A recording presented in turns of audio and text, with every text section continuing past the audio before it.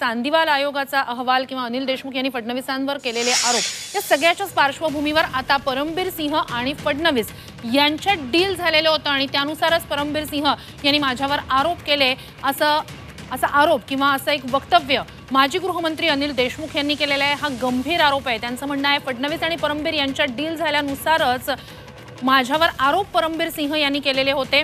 गाडीत बाहेर स्फोटकं ठेवणं, अंबानींच्या घराबाहेरचा हा सगळा प्रकार होता, गाडी मालकाची हत्या, या सगळ्या प्रकरणी फडणवीस आणि परमबीर सिंह यांच्यात बोलणं झालेलं होतं। परमबीर सिंह तेव्हा फडणवीसांना शरण गेले असा गंभीर आरोप देशमुखांनी केलाय। त्यावेळेस परमबीर सिंग आणि देवेंद्र फडणवीस यांना त्यांचं बोलणं झालं। परमबीर सिंग त्यांना शरण गेली की मला कोणत्या पद्धतीने मला अटक करू नका, मला अटक झाली नाही पाहिजे। आणि परमबीर सिंग त्यांना शरण गेले आणि देवेंद्र फडणवीसनी मग आमचं सरकार पडण्यासाठी त्यांना सांगितलं की ठीक आहे, आम्ही तुम्हाला परमबीर आम्ही तुम्हाला मदत करू आणि मग तुम्ही पहिले अनिल देशमुखांवर आरोप लावा।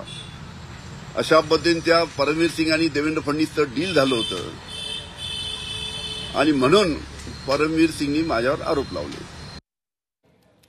अत्यंत गंभीर आरोप ज्या पार्श्वभूमीवर आहे ती आहे वसुली प्रकरणासंदर्भातले आरोप होते आणि याच संदर्भात चौकशीसाठी चांदीवाल अहवाल नेमण्यात आलेला, चांदीवाल आयोग नेमण्यात आलेला होता, ज्याच्या अहवालावरून सध्या आरोप प्रत्यारोप जोरदार होत आहेत। माजी गृहमंत्री अनिल देशमुख आणि संजय राऊत या दोघांनीही चांदीवाल आयोग या सरकारनं आधी जाहीर करावा असं म्हटलेलं आहे। थेट आव्हान या सरकारला दिलेलं आहे। चांदीवाल आयोगाच्या मुद्द्यावरून मवियानं तो का जाहीर केला नाही असं वक्तव्य फडणवीसांनी केलेलं होतं आणि आता त्याला राऊत आणि माजी गृहमंत्री अनिल देशमुख या दोघांनीही या सरकारनं हा आयोग जाहीर करावा असं म्हणत थेट आव्हान दिलेलं आहे। मगच त्यांना तुरुंगातल्या प्रवक्त्यांना बोलायला लावा असंही राऊतांनी म्हटलंय।